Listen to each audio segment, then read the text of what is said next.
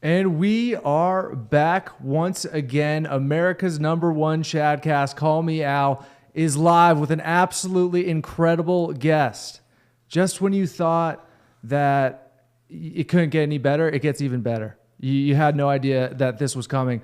We're live tonight with Dr. Shiva Ayyadurai, the inventor of email, as well as the man running against Elizabeth Warren for the United States Senate. How are you doing tonight, Shiva?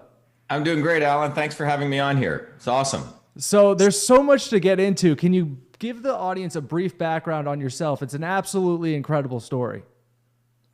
Well, Alan, my journey isn't that different than the American journey, but, my journey went through really three particular phases. One was the process of immigration as a kid growing up in India, legally emigrating here with my parents, and then going through the process of education, as an American kid, an all-American kid playing baseball, running a lawn mowing business, doing a lot of interesting things, which we'll talk about, in the public education system, and then going off to MIT, where I ended up doing 4 degrees, starting 7 different companies, and going through the process of American innovation. So that's sort of the broad journey. And we can talk more detail if you want. I can talk more about, the experience from India to the immigration experience. But broadly, it's been immigration, education, and innovation. That's pretty cool.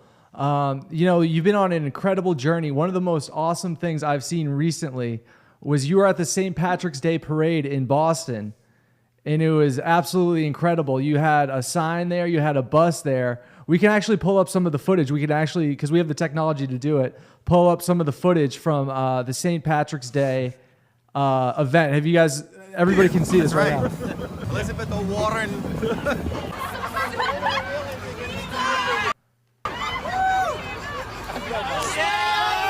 Go full screen. Just the thing on the right. There we go. Oh, never mind.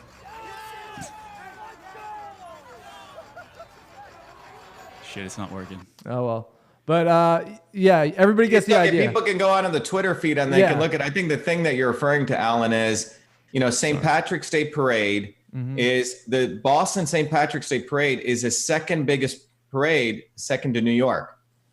It's quite incredible. If you normalize the number of people in Boston versus New York, you could argue it's probably the bigger parade.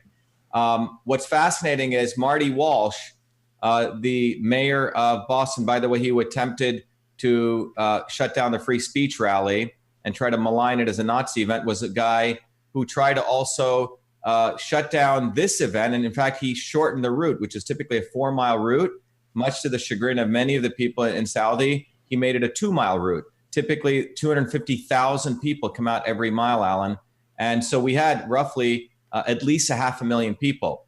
We went there, as you saw. If everyone wants to go to Twitter, look at the South Boston St. Patrick's Day Parade.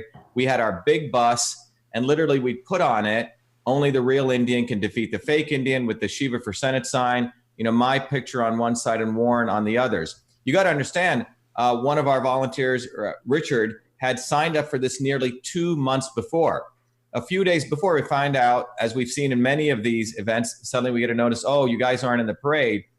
Anyway, we moved forward. We went to it because one of the organizers was very, very supportive of us. When we showed up, another group of pro-Warren organizers, pro-Baker, pro-Marty Walsh, attempted to not let us go into the parade, Alan. Wow.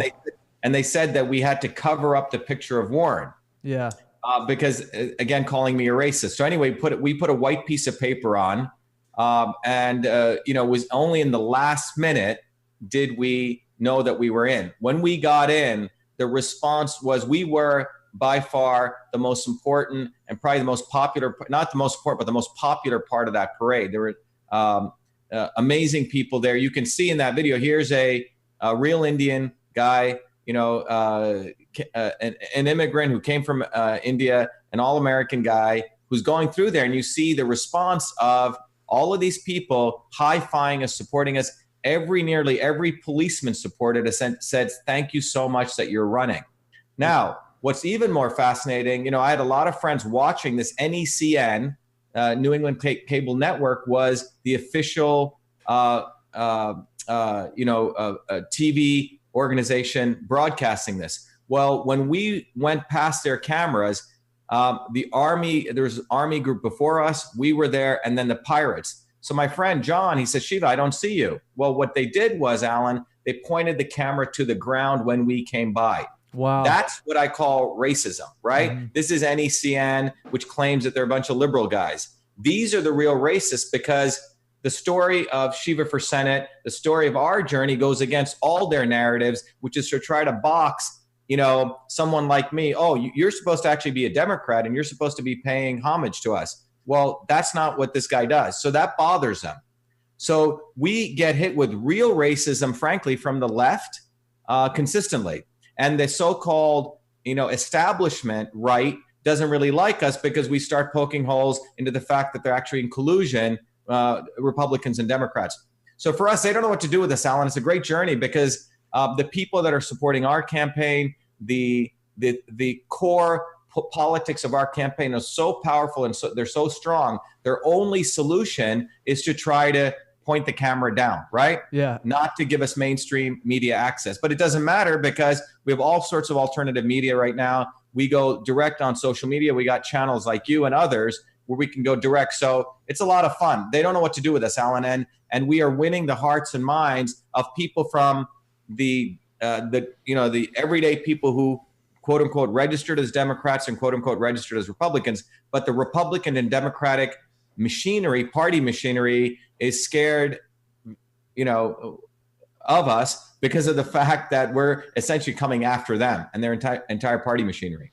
Yeah. People have, can you try and pull that up again? Can we give it a quick 20 seconds? The reason why I want to show this video so bad is because nobody else is covering this, and people have got to see this. Like, this is absolutely historical. So what we have here is Shiva is at the St. Patrick's Day parade.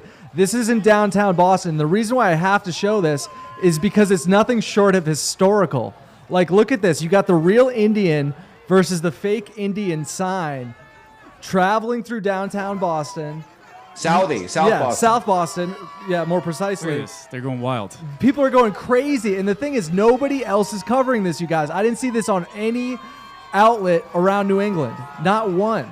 And this is incredible. This is the most incredible thing I've ever seen on St. Patrick's Day, being totally honest. Look at this. You've got a bus, Shiva, only the real Indian can defeat the fake Indian. You got another truck up ahead with a billboard. People are loving it. People are going nuts. He's personally handing out cards. This is how you win. Look at the cops are loving it. This is historical. You guys are only getting this on America's #1 Chatcast, and as well as Shiva's Twitter. But that's an absolutely historical video. I loved every second of it. And what's mind-blowing about it is, it's still kind of underground, but that video, as it gets out there, it's absolutely incredible, man. How fun was that? It was phenomenal, Alan. I mean, you had so many people coming up to us. These are everyday young people, Americans, blacks, whites, Hispanics, saying that is a great slogan. You see, the only people who consider that racist are the racists, because they want to put people in boxes. They want to let racist Elizabeth Warren get away with her racism, which is she lied to get into Harvard, used affirmative action to get in, and then calls people racist when they call her Pocahontas. So that's the racism that they're all about. And the fact that a dark-skinned Indian guy, is out there campaigning and gets this kind of feedback from everyday Americans blows away their BS narratives. So this is, like you say, quite historic, because they have a serious problem on their hands, because they cannot box the real Indian up. That's what they have. And I'm not willing to be a good Indian, sit in the lotus position like some Gandhian guy and just walk away. We have people who are willing to fight and stand up, and that's what this campaign's bringing together. It's bringing together the real camaraderie of Americans. Literally a few days before this campaign, I was in Lowell at what we call our real Indian tea parties. People should come to them. And it was a group of Hispanics, pro-Democrat Hispanics. And they said, we're tired of the Democrats. They've done nothing for us. And you remember, a number of people remember free speech rally, right? That again was the same thing. Marty Walsh, Charlie Baker. By the way, at the breakfast prior to the St. Patrick's Day breakfast, you had Charlie Baker taking selfies with Elizabeth Warren. That's the real collusion. That's hilarious. And they were annoyed that I even was there at the breakfast. Wow. That is absolutely incredible, man. The free speech rally was pretty wild. There was 40,000 people protesting, but I've personally talked to people that were protesting and they said, wow, what were we protesting? That was pretty silly.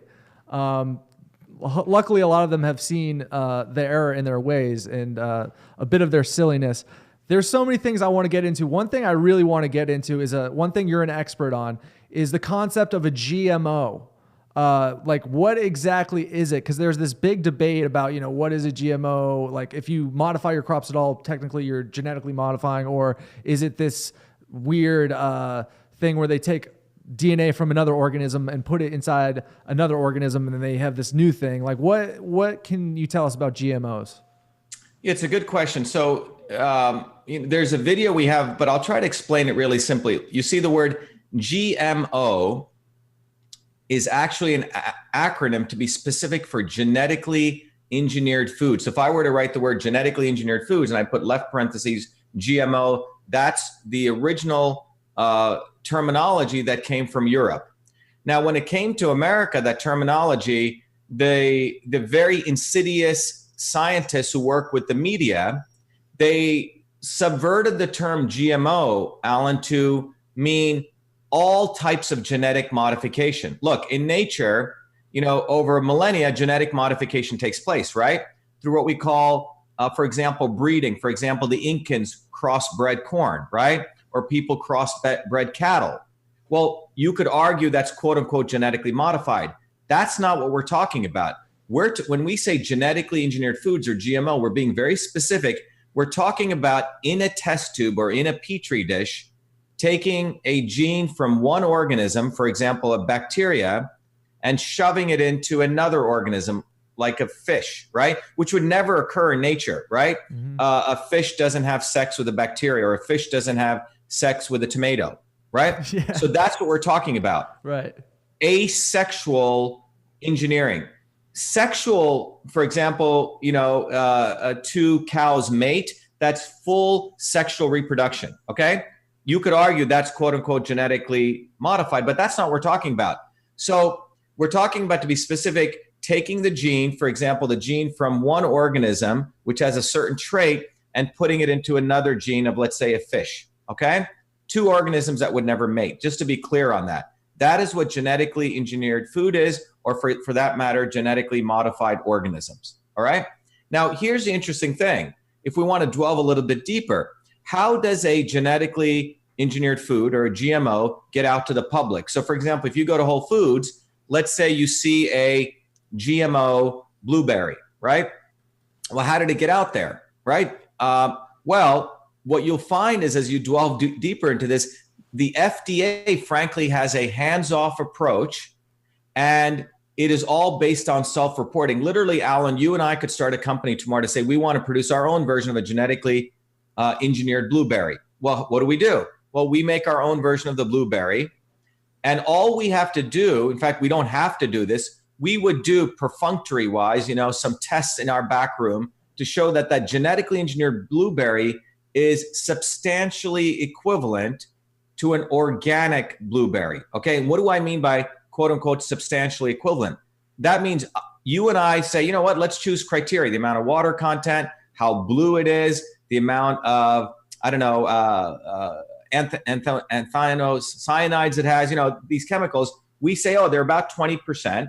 And all we do is we simply inform the FDA, hey, we've done some testing and they're about equivalent. The FDA simply issues a safety consultation letter saying, thank you very much, Alan and Shiva, that you've done this testing.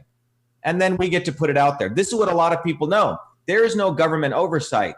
And this policy of letting this loosey-goosey thing with self-reporting go out was done by a guy called Michael Taylor, who was appointed by Obama to be the deputy director of the FDA.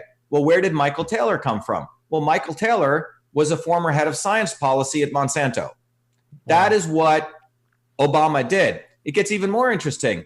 There's an act now called the Monsanto Protection Act. What that means, Alan, is let's say a lawsuit is filed against Monsanto, for example, and a judge rules, yes, this genetically engineered food or their pesticides are harmful to your health.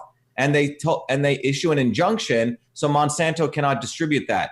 The executive branch, the USDA, can overrule a judge. Remember, separation of powers, executive branch, judicial branch, can overrule the federal judge's injunction. That is what Elizabeth Warren voted for, the Monsanto Protection Act. So what you're talking about is, for me, why is this important to me, Alan? Why should this be important to everyone? Look, I grew up in India. I grew up not only in Bombay, but I grew up in a small village. Look, I come from indigenous people. My grandparents, my great-grandfather, I remember well, my grandmother had tattoos all over her arms. She was a village healer. She studied from ancient yogis, and they lived in a small, poor village, and they believed in living in resonance with nature, local farmers, and they had all sorts of amazing technologies like the Native Americans, and how to farm and how to produce amazing crops that didn't need all these kinds of harsh pesticides. That too is technology. Well, the deep state, the military industrial academic complex, which is the one that funded Monsanto. By the way, Monsanto's pesticides were created to destroy the foliage of the Vietnamese when we attacked them. That same technology got reused to create poisons and herbicides for factory farms. So what you're seeing is Elizabeth Warren. What's disgusting about this person and disgusting about what she represents is, here's a person who appropriates Native American heritage identity, which is really a shoplifting identity, total lack of integrity, to get access. And then she votes for the Monsanto Protection Act, which is one of the most evil companies, which is destroying the soil of our country, many countries, as well as indigenous cultures. And so that's why this is not only deeply personal to me, but it should be deeply personal to everyone out there. Because what we have right now is the deep state. 70 to 80% of Americans recognize this exists. Donald Trump did a very, very good thing, making this, a household term in many ways, which people acknowledge exists. And that is a military industrial academic complex. And Elizabeth Warren, the Republicans and Democrats, are the face of the deep state. And the center of the deep state is Harvard University. Wow. It's the epicenter of it. They're tax-free, right? They're not getting taxed, something like that? Well, we're the ones who start hitting. Now they've imposed a small tax on them. Yeah. But Harvard University, if you really think about it, is a fake university. And I say this not to be funny about it. If anyone reads their balance sheet, if anyone actually goes through their finances, about $1 to $2 billion of their operations budget is for paying their professors, the academics, et cetera. But if you actually look at it, they have a $40 billion hedge fund. What is a hedge fund, Alan? And a lot of these things people don't understand. Again, using you and I as an example, Alan, you and I could say, hey, we're going to start a hedge fund today, Wall Street hedge fund. We go to high net worth investors who give us their money. And what do we do with that money? Technically, you and I know what the market is doing, and we take their money and we invest it in real estate. We invested in South African diamonds, right? We invested on Wall Street. And so let's say we take $1 billion from the investors and we make $2 billion, okay, in profit. Well, by the rules, you return 80% of the profit back.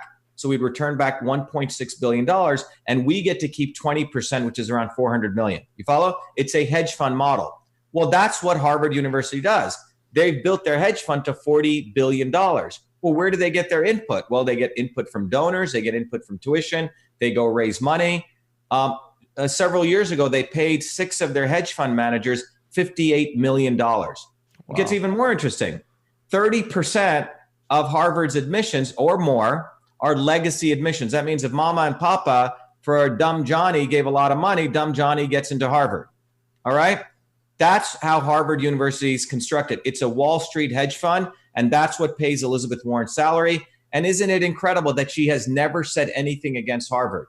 Wow. You're talking about a fake fighter, a fake Indian, and that's what she really is.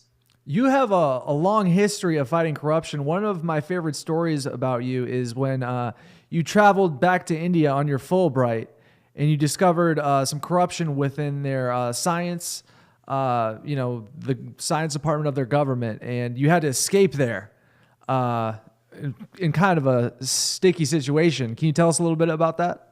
Yeah, Alan, look, one of the things is, money has never motivated me. What has motivated me is a deep, dislike for injustice, and I'm willing to put my life on the line for it. I did it as a I grew up, as some of you know, as a low caste Indian. India has this caste system. So I've always had to understand why these systems of injustice existed. There's a picture of me, if you guys go look on the website, Shiva for Senate, where I'm making sure more food service workers at MIT got treated better, right? Making sure more poor whites and poor blacks got into MIT, burning the South African flag on the steps of MIT because MIT was supporting South African apartheid. So that's been part of my journey. As you just brought up, in 2007, after I finished my PhD, I had this huge opportunity to take a little break, go back to India, and really study traditional indigenous systems of medicine, which is called Siddha. And, it was a year-long project. I made some significant discoveries. When I was getting ready to leave India, the Director General of India's #1 scientific institution, which employs around 4,000 people, it's the oldest institution for science in India, said, hey, why are you going back to India? Why don't you spend a little time here? You've started 7 companies. You got 4 degrees from MIT. Why don't you give something back to your motherland and help us get our Innovation Act together? Because in 70 years, this institution hasn't produced any great innovations. And they were under a lot of scrutiny by the public. So I said, hey, this is a great opportunity to give back to my grandparents who gave me so much. And I decided to stay in India for a period of time. And what's interesting, Alan, is the position I got was what's called an additional secretary in the Indian government. It's like getting a deputy director post in the cabinet.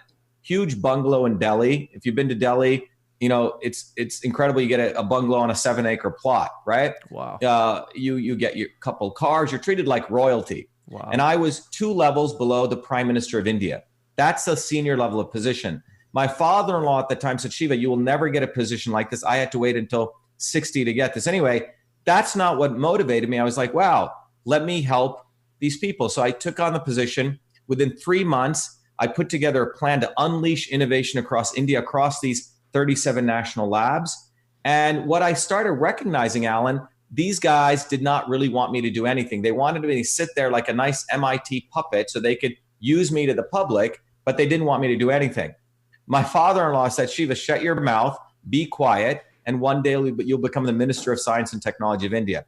But Alan, that's not me. So what I ended up doing was I noticed that there were these amazing scientists within that infrastructure, all of them who were suppressed by this corrupt bureaucratic infrastructure, remnants of British colonialism, but run by Indians. So anyway, I wrote a report on Diwali night. By the way, Diwali is called the Festival of Lights. And I released it. And the report basically said, here, what I've seen, amazing scientists in India. They're subjugated by the establishment.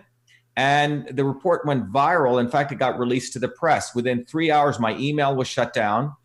I was evicted from my home. My dear mom came up and she said, Shiva, you fight. So anyway, I ended up doing this big interview on primetime Indian TV. My father-in-law said, they're going to arrest you and you don't want to be in Indian jails. So I took a 36-hour train ride to the border of Nepal, crossed by foot, and then took a flight from there to Kathmandu to Qatar to London and home. It was a grueling flight. Got home, and when I got home, the editor of Nature is one of the most important science magazines in the world of India, and India said, Dr. Ayyadurai, we've been watching this institution. We're so happy that you spoke up. Could you write a commentary? Which is, by the way, a very big deal to do that. I wrote it, and I basically said, look, I got all this data. Let's talk. The editor of Nature was threatened. Her life was threatened by the Prime Minister of India's office. They pulled down the article, Alan. Wow. But the article went viral. But that's sort of the thing that I've gone through, So for me, when you look at Monsanto, people said, oh, don't say stuff against Monsanto. They're going to come after you. When the facts about who invented email come out, people said, oh, Raytheon's going to come after you. And now the issue is the swamp is going to come after us. Well, the reality is these people do not understand the power of you and I to organize together to build a movement. And that's what it's about. And I just hope to be a small inspiration to do that, Alan, because people do need to fight. Nothing is given to us because the deep state and the establishment wants to consistently distract us, divert us, give us all sorts of other things so we don't do what needs to be done. That's absolutely incredible. That's like a movie, man. That's like a movie times 10. The Shiva documentary is going to be incredible. I mean, wow. You also have another institution. I mean, you have this company called Cytosolve, and you also have the Systems Health institution, and which I'm a huge fan of because it blends East and West medicine, a little bit of both. You run a class where essentially the doctors think the yogis are idiots, and then the yogis think the doctors are idiots. And it's like what Systems Health does, it kind of blends both those worlds together. Can you talk a little bit about that? Yes. So one of the things here, Alan, is let's just step back. You use the word systems, right? Yeah. We live in a very incredible time right now in human history where, think about it, you go back to primitive hunter-gatherer societies, the systems are very simple, right? If you want to think about systems like this, there's two kinds of systems. You can have simple systems, with a few set of parts, and very complex systems. Think about a bicycle, very simple system relatively compared to the space shuttle engine, right? Millions of parts. You get the idea? Mm-hmm. Or a simple village compared to a modern city, right? Those are simple systems, complex systems.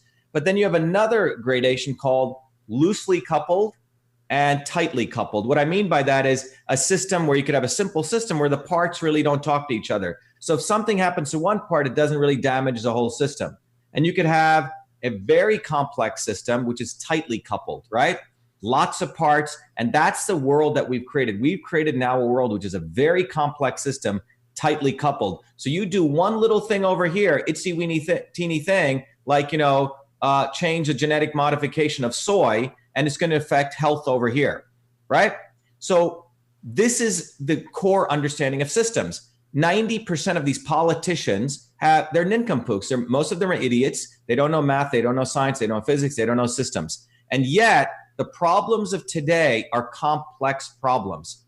And without an engineering systems approach, without people who think creatively, we're never going to solve these problems. So the understanding of systems is critical to this. There's a book people can get called Systems and Revolution. What I'm doing as a public service is every Sundays at 2, Alan, at 701 Concord Avenue at our institute, for free, we're going to start training people on systems thinking. And the reason I think this is important, Alan, it is so easy to get bamboozled by all sorts of political philosophies, all sorts of philosophies. But if you go down to core engineering theory, how things work, is really no way to sort of bamboozle people. So the foundations of the systems health curriculum that I've built literally is a bridge between ancient systems of thinking, which are called Siddha, which was a foundation of Indian systems of health, and modern Western systems theory. So I literally figured out a bridge between that, and I can explain this to anyone in 2 hours, Alan. So it's basically, imagine 12 years of MIT education distilled down to 2 years. I've removed all the obfuscation, made it really simple. You see, the academics want to charge a lot for classes. They want to obfuscate things. They want to make things very, very nebulous. And I've removed all the BS and distilled it down to these simple criteria, which I almost call the science of everything. That people learn this, they don't need me, they don't need you. They can stand up on their own 2 feet and they can understand many, many ways of solving problems. So I'll give you an example. Last week, we're doing these real Indian chai tea parties, right? We did one in Sharon where a bunch of parents came talking about special needs. I don't know if you know this. Years ago, the number of autism cases was 1 in 2,000. You know what it is, right? What's that? It's skyrocketing, right? Well, you know what it is now? It's 1 in 37. Wow. And some people say, oh, it's diagnostic. No. Well, even if you do that, 1 in 2,000 to 1 in 37. So here are these parents sitting around. The woman, we'll be putting up the video, is bawling her eyes out. She has her daughter who's 24 now. This woman at 2 years old was absolutely fine, Alan, playing peekaboo, very, very aware. Well, the woman got about 60 different vaccinations. Suddenly the woman doesn't speak, and now she's completely autistic. Okay, there's a spectrum of autism from 1 to 10. She's about an 8. And what's more interesting is these parents who work hard full time, they barely get 4 hours of sleep, right? Because the public health does not know how to handle this. And here were 30 people sharing their stories. And, I don't know all the details, but what I can tell you is this is a systems problem. The special needs issue is a public health issue. It's an issue of food, because if you look at the correlation between when glyphosate, which is Roundup produced by Monsanto, came out, and there's many curves, and when autism came, it's almost a 1-to-1 curve. So We are living in a world where we have complex systems issues. And the problem is not just doing one thing. So you take gun violence. I'm going to be speaking at Arlington High School tomorrow. Okay, gun violence. Well, one group says, oh, we all have to have our guns, right? Okay, yes, I support the Second Amendment. The other group says, take away assault weapons, right? But these people do not understand that if you really look at gun violence, it's a multi-dimensional complex issue. On the one hand, you have the fact that the founders of this country put together the framework of the Second Amendment so you and I could protect ourselves from the government. And in my view, that does need to be protected. But the more systemic issues, we've created a very, very violent society, right? You watch these video games, right? They are pretty horrific. We've destroyed the family. So here, a kid is playing video games 5 to 6 hours. He doesn't really have parental guidance, no mentors. And on top of it, he's probably on Ritalin, Adderall, or any one of the psychotropic drugs. So I've started looking at the data, Alan. When you start looking at it, it's a very interesting result that emerges, that you're not just going to ban assault weapons. By the way, the banning of assault weapons, automatic weapons, has already been done, right? We don't enforce the laws that are already on the books. So you have politicians, again, I want to call them basically complete dirtbags in many ways. These people are morons, except for a few. I like Rand Paul. But most of these guys are complete dirtbags.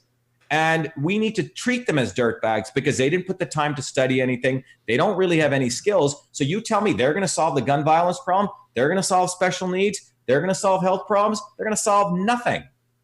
And so when a candidate like me comes, Alan, I don't need to do this. I'll talk about Cytosolve. I'm doing this because I love this country. I care about indigenous cultures. And that's what we need. We need everyday people who have skills participating in governance. And that's what we want to compel people to do with this movement here. It's a movement. Elizabeth Warren, fake Indian. Charlie Baker, I don't know what the hell he is. Faker Baker, right? These people collude. If you look at the last spending bill, it was the Republicans and Democrats colluded against the people.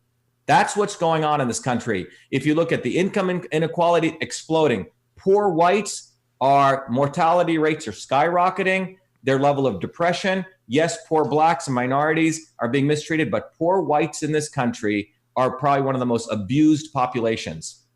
And no one is addressing that. The elites in Hollywood and the elites right here where we live do not want to address this issue. And we need to address this issue because you have massive exploitation taking place. You see, it's not only exploitation of people materially, but we're talking about psychological exploitation, Alan. That's what's really going on. The opiate crisis is a huge problem where I'm from. I've had friends pass away and things like that, especially here in Massachusetts. The opiate crisis is a huge problem. Well, they don't want to solve the opiate crisis, Alan. These people, you got to understand, these people are, I want to use the word dirtbags. They create issues and they act like they care, crocodile tears, but they make money off issues. None of them really wants to solve the opioid crisis. Look, there's a guy on our staff, Dr. Kishore, who saw 250,000 patients, had a holistic solution that helped reduce the recidivism rate by nearly 40%, right? Right now, the recidivism rate is 3%. 98%. All of these rehab, methadone, none of them work. Mitt Romney, another dirtbag, made nearly $750 million by aggregating methadone clinics and flipping it. For him, it was a monetary, opportunity. That's what these guys are doing. None of them really wants to address the issue. But if you really look at the systems issue, it's not just opioid. If you look at when manufacturing jobs went down in America and the correlation between that and opioids, it's 1-to-1. But no one wants to address that. They just want to be like the blind men looking at the elephant, right? One guy looks at the tusk and he thinks it's a spear. The other guy looks at the tail. He thinks it's a brush. That's how they treat problems because A, they don't know how to solve problems. B, they're in there to get elected and reelected. So we got to vote all of these dirtbags out, every single one of them. Absolutely. And you recently starred in a documentary to backtrack a little bit about GMOs. It's coming out soon, or it came out already, right? Yeah, it's a great movie. The way I got involved was, as you mentioned, my latest, Systems Health is our institute. We're going to make that as a public service, Alan. It's not even worth trying to make money on that because the knowledge is so powerful. We're going to be giving that away shortly. It's a big announcement we're going to be making because I believe every human being needs to know that knowledge because it's going to help them be the light find their way to know the truth. It's core knowledge. That's system self. But Cytosolve came out of my research at MIT. Look, I invented email as a 14-year-old kid, invented many things. If email was the electronic version of the interoffice mail system, Cytosolve is the electronic version of the human molecular communication system. We literally, with Cytosolve, Alan, we can look at the known science. We're modeling Alzheimer's on the computer. We're modeling pancreatic cancer. In fact, we discovered a combination drug for pancreatic cancer in a record 11 months and got FDA approval. We're modeling ALS. And we're doing this in collaboration with the biggest institutions in the world. But this technology is as or more revolutionary than email. And you can read about it. If you go to the website, you'll see our slogan is Big Pharma as a disease, we're the cure. But Cytosolve was a technology that I used to show that genetically engineered soy is not equivalent to organic soy. It's not equivalent at all. We showed it at the molecular systems level. We published a series of 5 papers. We exposed a number of scientists who were in collusion with Monsanto. Well, anyway, that background research got well known throughout the community of people into organic food. Several years ago, about 2 years ago, Keely Brosnan, who is the wife of Pierce Brosnan. Some of you may know Pierce Brosnan as a real actor. He's not a celebrity. You know, in Hollywood, there are two kinds of people: celebrities, insecure celebrities, and then there are real actors. Pierce is a real actor, 007, but he's done great movies. He always prides himself on being a working actor. Well, Pierce gave his own money and he produced a film called Poisoning Paradise. And Keely was a director. She's done a lot of documentaries. Pierce and Keely also live on the island of Kauai. I've been to that island, probably 10 times. The western part of that island was used by the biggest biotech companies for testing during Vietnam. They basically used the indigenous population, Alan. Oh, those Hawaiians, we can, give them poison. So they remember the Hawaiian foliage is very much like the rich foliage of Vietnam. So they used to use it for Agent Orange testing. By the way, Agent Orange is what hurts our veterans. Many of our veterans still aren't treated properly from that. But that has become literally a open field biotest lab. Okay? Basically, they test all the herbicides there on these people. All sorts of diseases people have incurred. Keely and Pierce, who love their island, they have a home there, they decided to really give back, and they did this movie. So when they heard about my research, they asked me to do a small piece of the documentary, but they loved it so much. They asked me, essentially, I'm the main scientist, and Keely says, Shiva, you're the star of the movie. Everyone's got to see it. It's called Poisoning Paradise. It's won 11 film awards right now. Wow.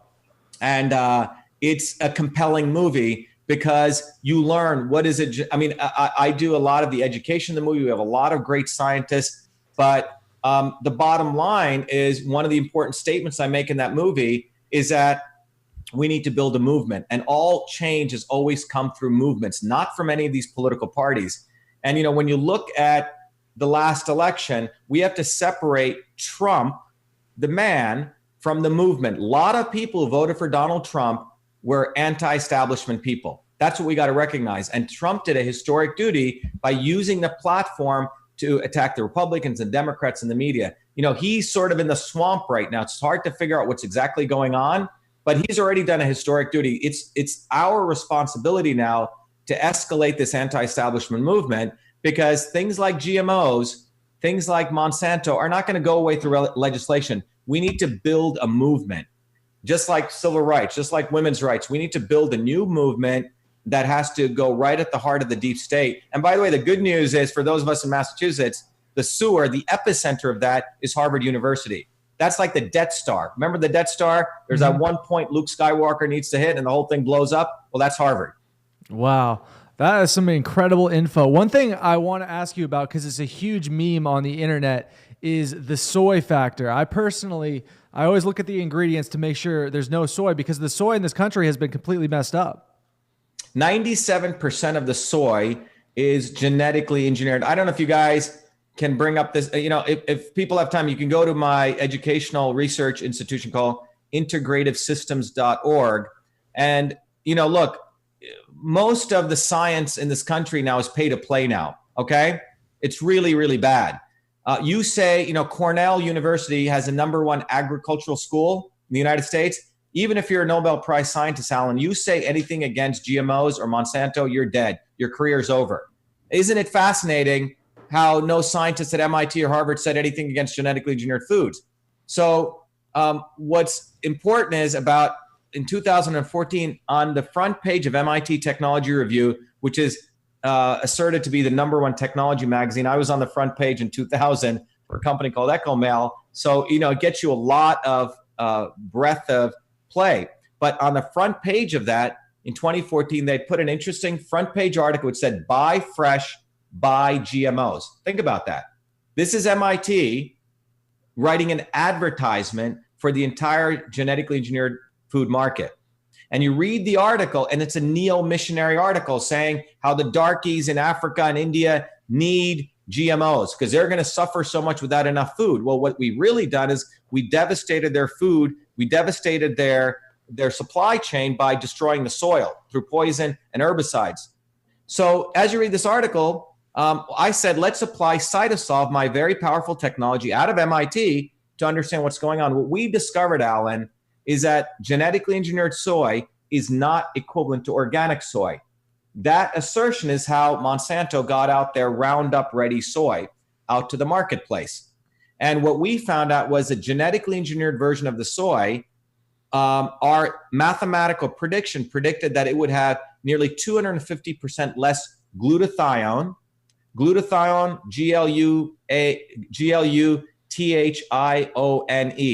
Type it in on Google if you're listening. Glutathione, Glutathione. It's called the master antioxidant.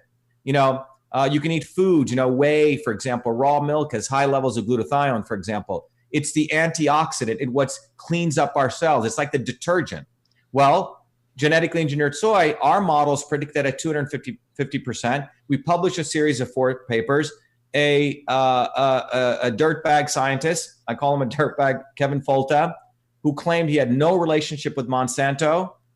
It was later shown through a series of emails that he was getting paid off by Monsanto, attacks me.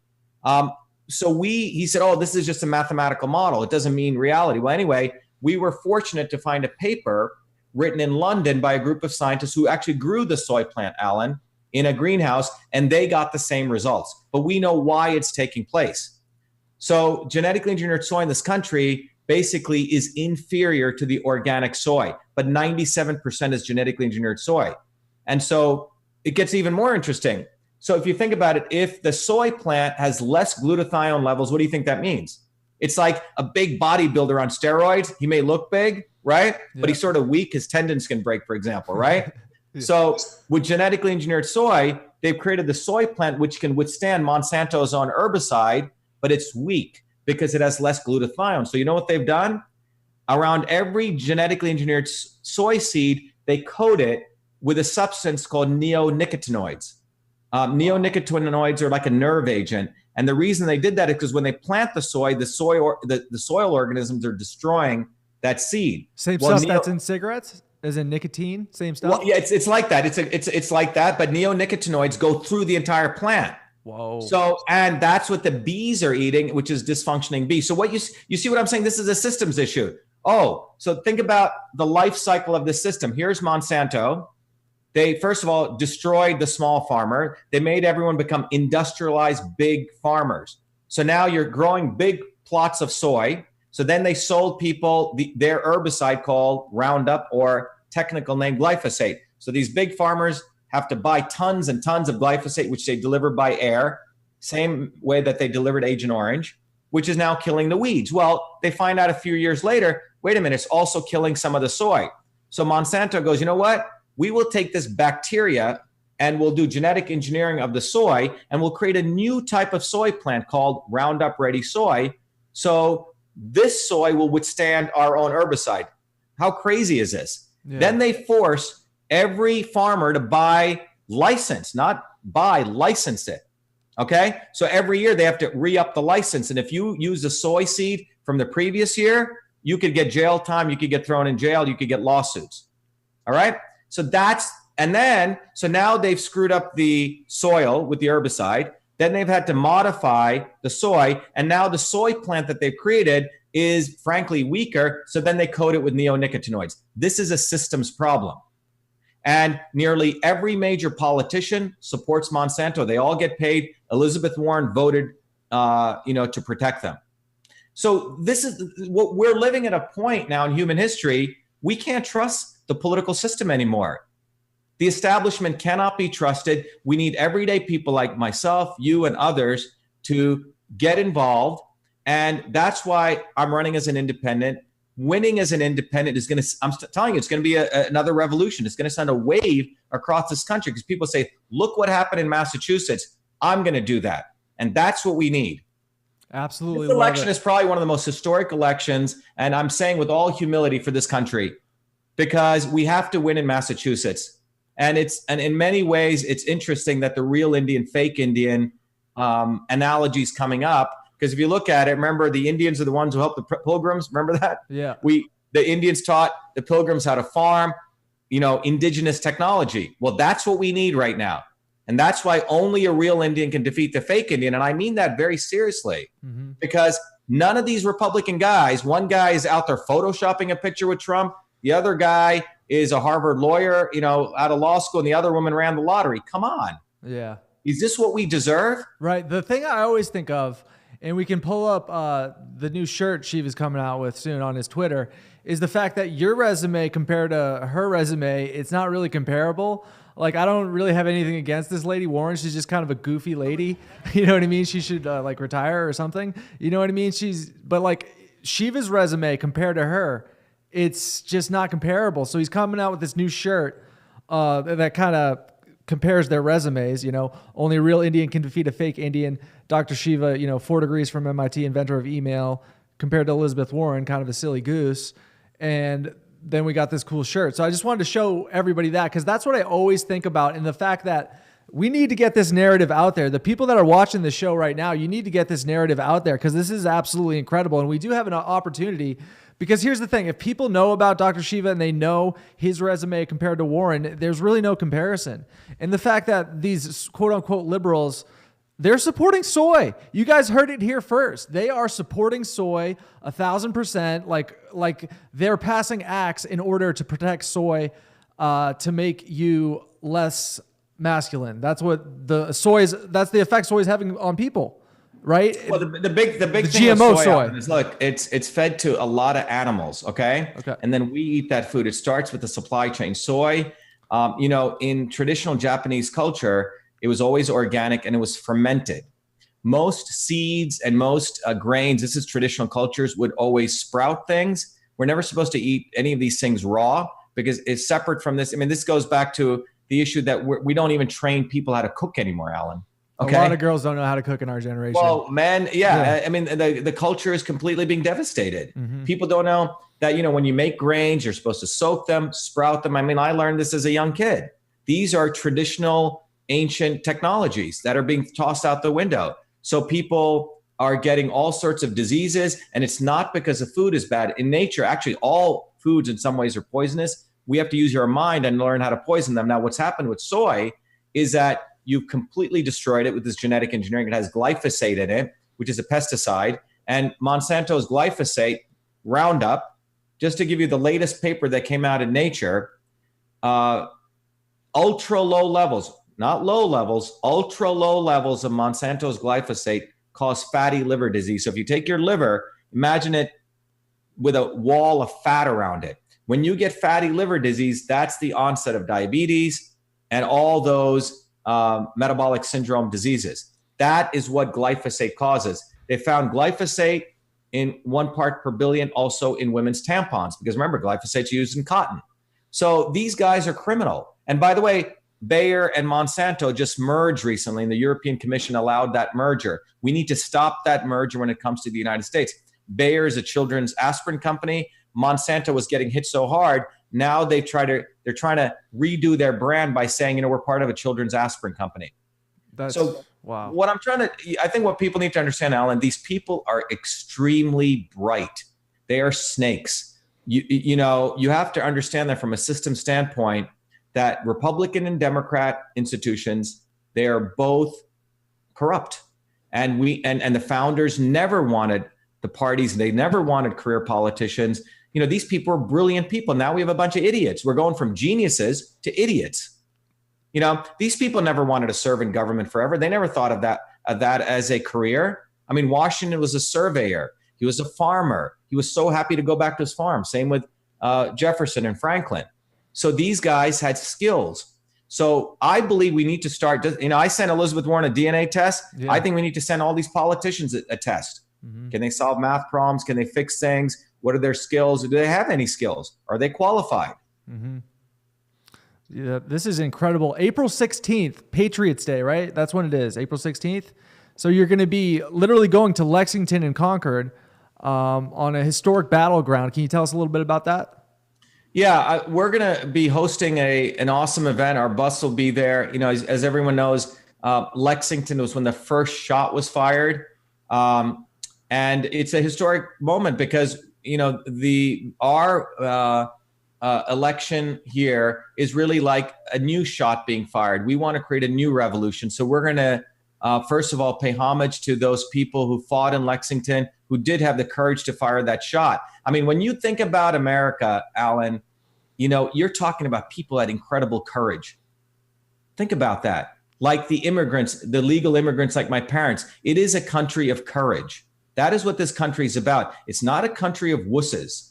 You may know we went to this, everywhere we go, Alan, we have to fight to get in. We have to fight to get into the St. Patrick's Day Parade. We went to this thing called the NOFA, New England Farmers Association. We paid for our booth. They tried to kick us out there. We fought. The police supported us. They're the racists. So everywhere we go, we have to fight. Let no one think that people are going to give you anything. This country is built on people fighting for righteous things. And we need to fight again because let me tell you in a simple way, the system that we have now is like a machine that's rusted, decayed, decrepit. There's no way to fix it. You can't fix the current system. And the only way it's going to change is from everyday people coming together and going independent, because that's the power of you and I. It's not going to happen through any one of these machineries. It's completely so corrupt at this point. A couple of people have told me, they hope Trump, when he runs, goes independent, in 2020. The issue is he threatened them, right? But the reality is whether he does it or not, we as a people need to go independent. We need to start fighting. We need to learn the tools of fighting. So I hope everyone comes to my Sunday 2 p.m. session because people are not being taught this anywhere. Yeah. So how can people help out in closing? How can people help out? How can people volunteer? Because people want to see you win. That's a fact. If they know about you, they'll want you to win. I know that for sure. So what's the best way people can volunteer and help out?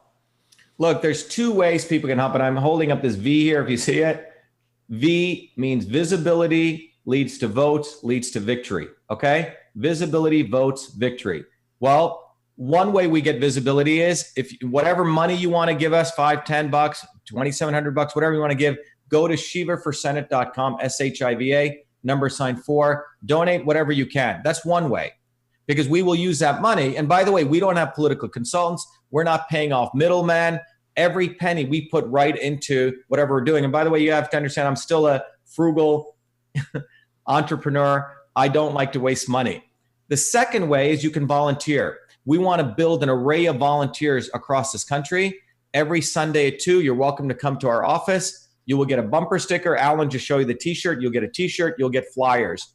And we have a very simple volunteer program, but you put that bumper sticker on your car. You wear that shirt proudly because that is what is about starting the next American revolution in this country. And we go and win here in Massachusetts. So volunteer or support us with whatever money you want to give us. Those are the two ways, Alan. There's a form on our page. You can click volunteer. You can also go give us money.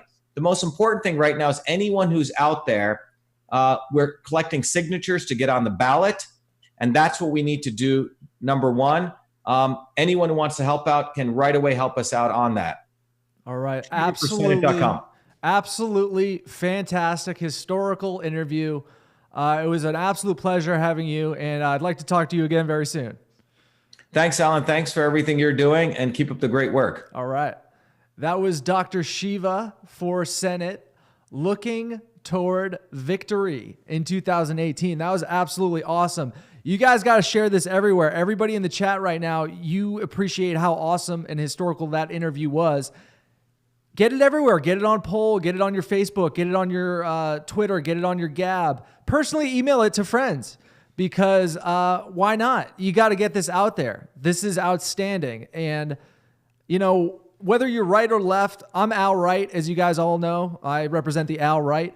But whether you're right, left, whoever, the whole Monsanto poisoning our food thing, totally not cool. So this is the guy to take on Monsanto and at least get people healthy again at the bare minimum. Because I don't know about you guys. I go out in public and I see people who are poisoned. I see, tell me I'm wrong, voice of reason. I'm right, you know. I see people who are poisoned, and people need to get their minds healthy. They got to get their body and soul healthy. You know what I mean? So that's what we're about on the Al Right. That's what we're about on America's #1 Chadcast. This is Call Me Al. We'll see you later this week.